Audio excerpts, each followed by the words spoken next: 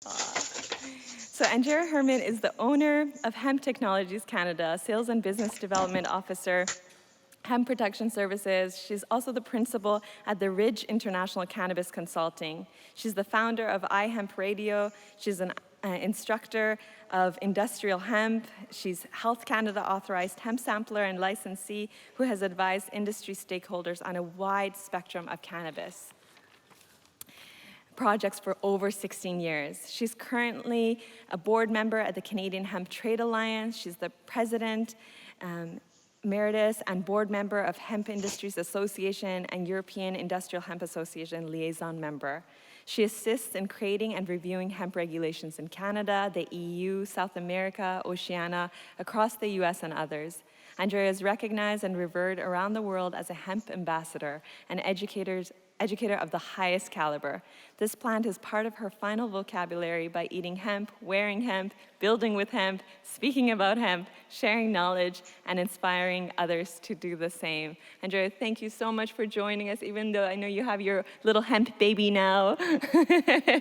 But we are so grateful. Please help me in welcoming Anndrea. Thanks, everybody, and thanks for all of the emails I received wanting to meet with me in person at the conference. And my little one was actually turned away from a hemp event today because they didn't allow minors at one we went to today. So he had his first, you can't be here. Anyways, once again, Anndrea Hermann here. I'm going to be presenting today on behalf of the Canadian Hemp Trade Alliance, providing an update about what's going on the hemp industry particularly, and where we see ourselves moving forward. We are celebrating our 20th year as an association, 20 years of legalization this year. So next, whoever's toggling there we go, perfect, and I'll try to keep up with myself here. So as we all know, and as we've been hearing about, the new Canadian regulations are coming in place. I'm not telling you anything you don't already know. I will be pretty to the point in my presentation so that we can stay on track and move forward. So as y'all know, the goal is to keep it out of children's hands and profits off the hands of criminals, and to legalize, regulate, and restrict. And one of my favorite quotes from Health Canada in the initial beginning for hemp particularly is that they said they were going to give the right, because research and market demand showed benefit, they were going to give the right to basically profit off of the crop in a regulated format. And we've been functioning underneath the same regulations for 20 years. So, of course, in 2018, the most significant year for hemp in Canada since production was reintroduced in 1997, and that was the initial year, and the regulations went in place in 1998.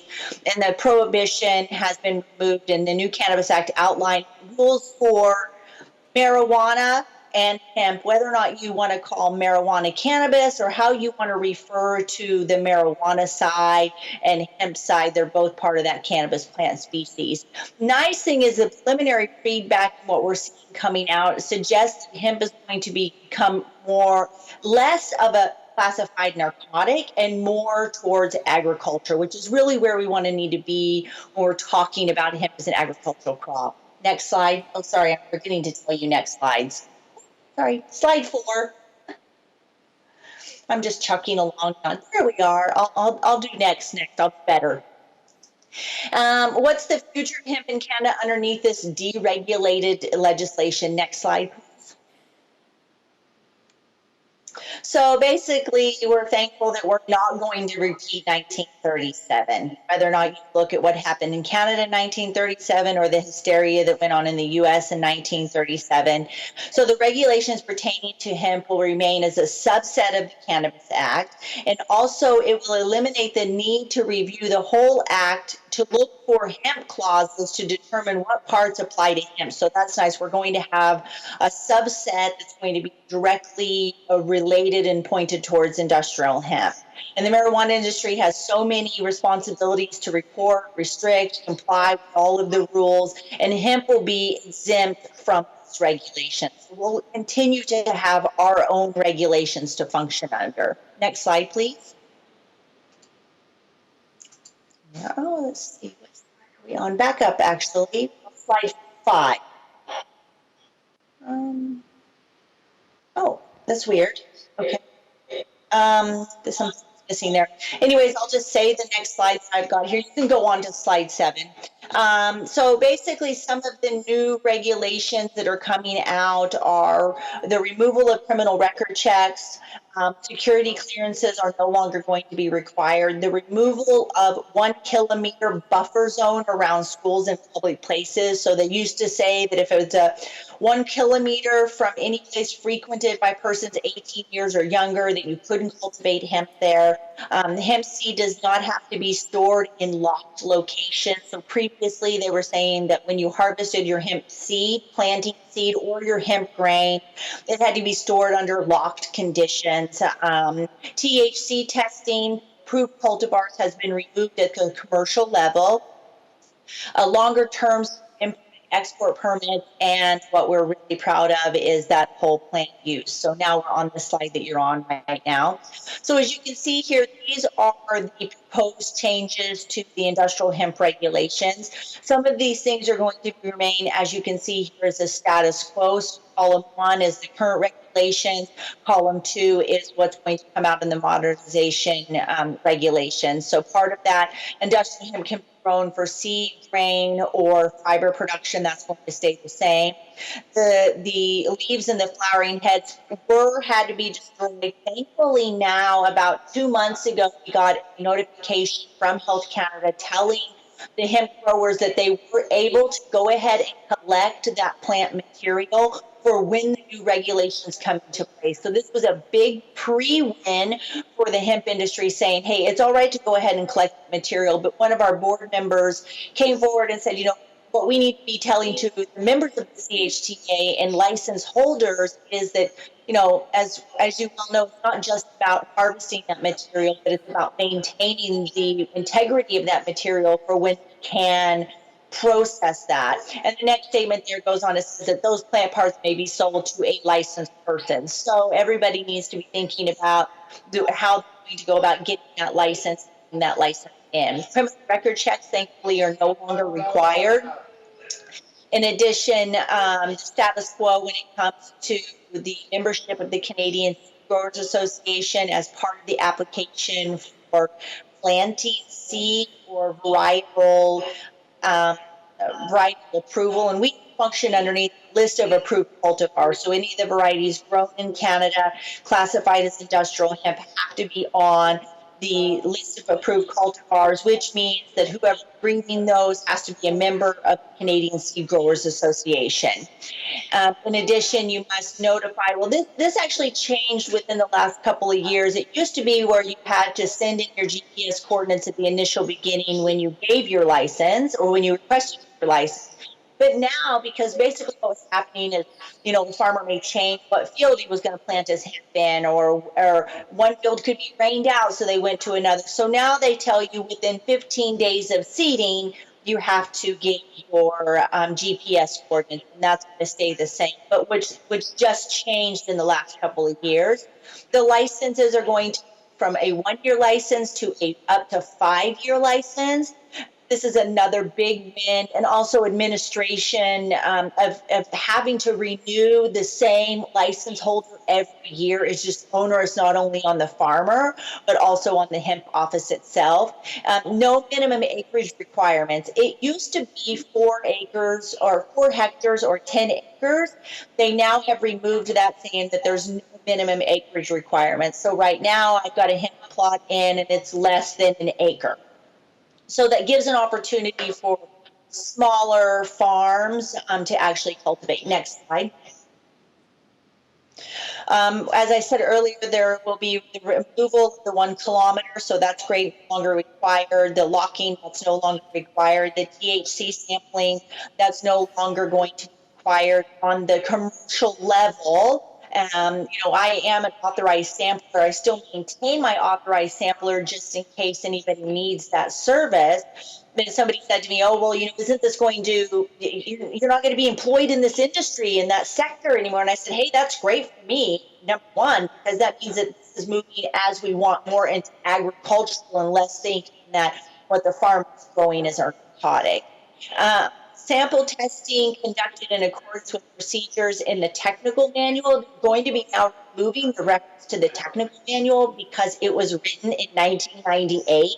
And we've come so far along in laboratory advancements, the technical manual actually no longer is applicable or even makes sense in today's science.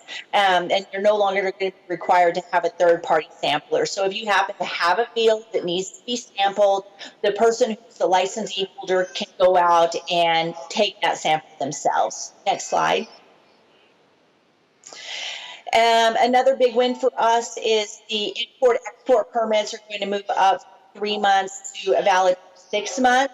So by the time you would get typically your import or export permit, and you need to send that to the country sometimes so that the person who's going to be importing or exporting, however you want to look at that, they would have to send it to them. So by the time you would get it, and they would get theirs, and it would come back, it would damn be beyond time and expired. So the 6 month extension is great.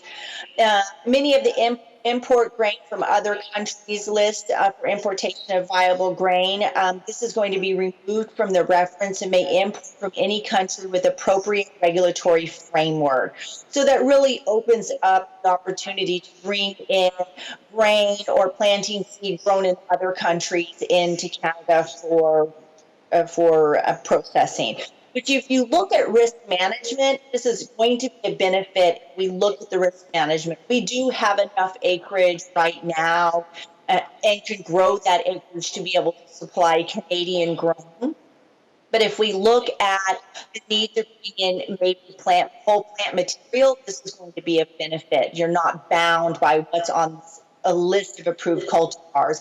And this happens in other countries, like in the EU, where they require even some of the foodstuffs that come in have to be from particular cultivars. The same thing in New Zealand. If you want to bring in some particular food products, they have to be of varieties that are on the list that are approved within New Zealand. So it impedes the market advancement.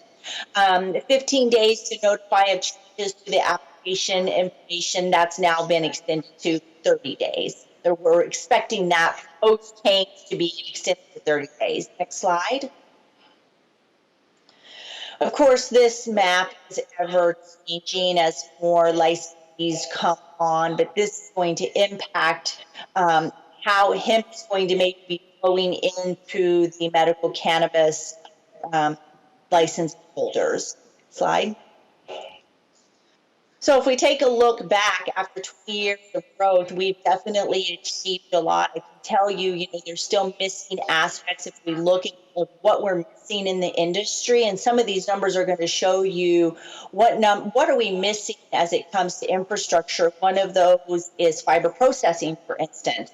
And trust me, we never thought eating food first before we would be processing fiber. That's really what they initially thought was going to be happening, was more of a fiber side, but food really got a strong foothold and really won the race when it comes to what's been driving the Canadian hemp industry for the last 20 years. Next slide.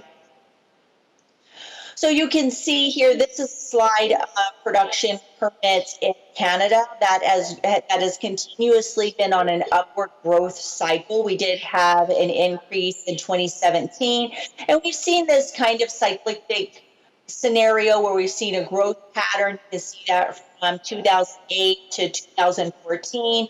2014, we had a nice bumper crop, then it dips down a little bit and comes up. And part of that also is the grain that is grown to be maintained for around that 2 years in good quality. So we're going to still see another increase this year. And right now we're estimated around 100,000 acres of production here in Canada. Next slide. And I need to change mine here. Canadian hemp exports. So most of this has been in the orange, the bottom sleeve there. That is mostly what is called hemp seeds, or this is hulled hemp seed or toasted hemp seed. And then you've got your hemp oil and your hemp cake. And then you can see on the very top of 2017, there's a tiny little line for hemp fibers. Why is that? Because we lack fiber decortication facilities in Canada. So part of my introduction was that I work with hemp technologies, and we're currently sourcing all of our hemp fiber from Europe, because that's where our strategic partnerships have grown to be. So now hopefully we'll be seeing fiber fortification facilities come on here in Canada so that we can be supplying Canadian grown fibers. Next slide, please. Canadian hemp exports. Now, this is excluding South Korea. So maybe some of you know last 2 years, we saw this huge influx of interest from South Korea. And basically, the South Korean market became flooded with hemp. And so we had a lot of containers of hemp products moving to South Korea. And then all of a sudden, it just dropped. Like overnight, no more orders coming in because the market had been flooded.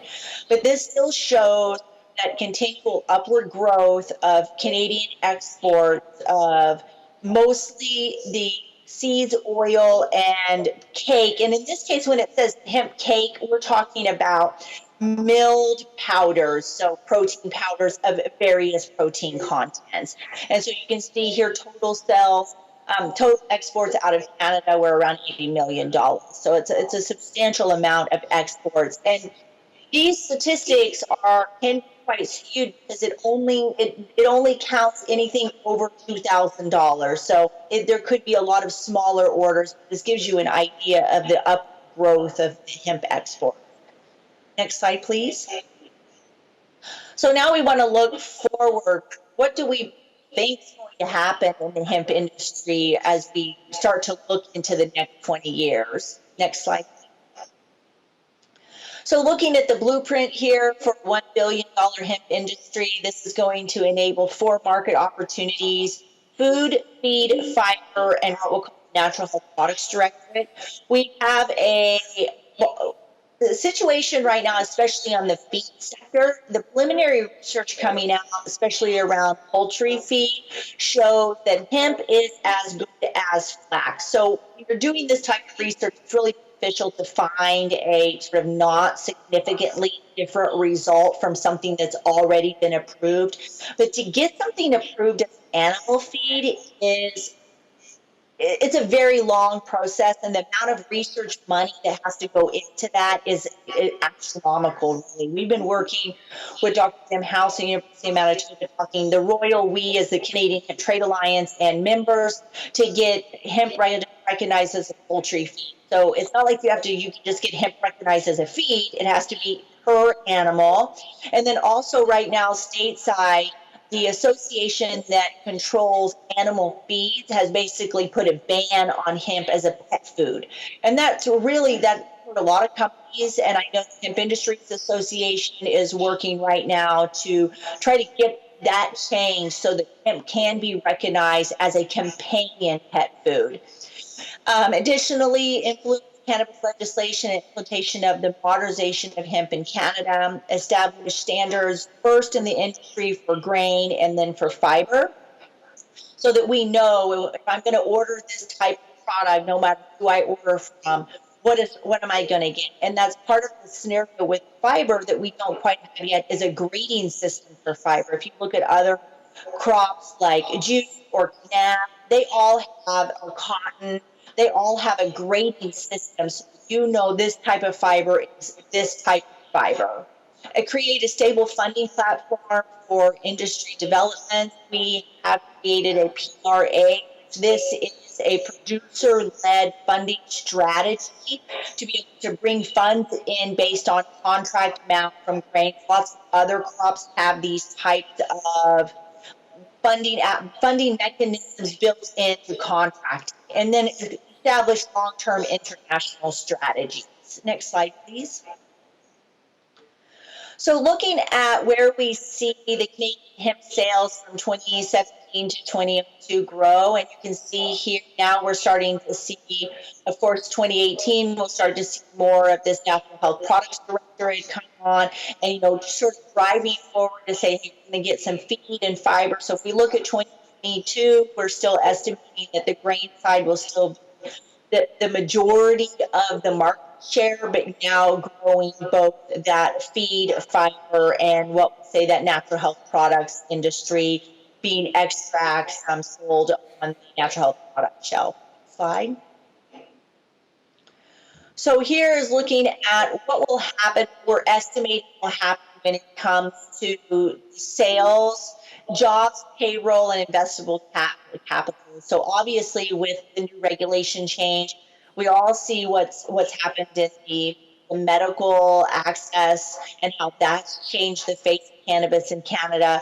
And now, how is these new regulations going to change? And we can obviously, guess the fact that the sales are going to increase, the amount of jobs associated with those sales are going to increase, the capital investment needed to drive the sales, the infrastructure advancement is going to also increase. And next slide. And this is my last slide. We'd like to invite you all to the Canadian Hemp Trade Alliance Conference coming up in Winnipeg. November the 19th is the annual general meeting for members, and the conference is from the 20th to the 22nd. It's held at the Marriott Delta in Winnipeg this November. So please go ahead and get over and get yourself registered for the conference.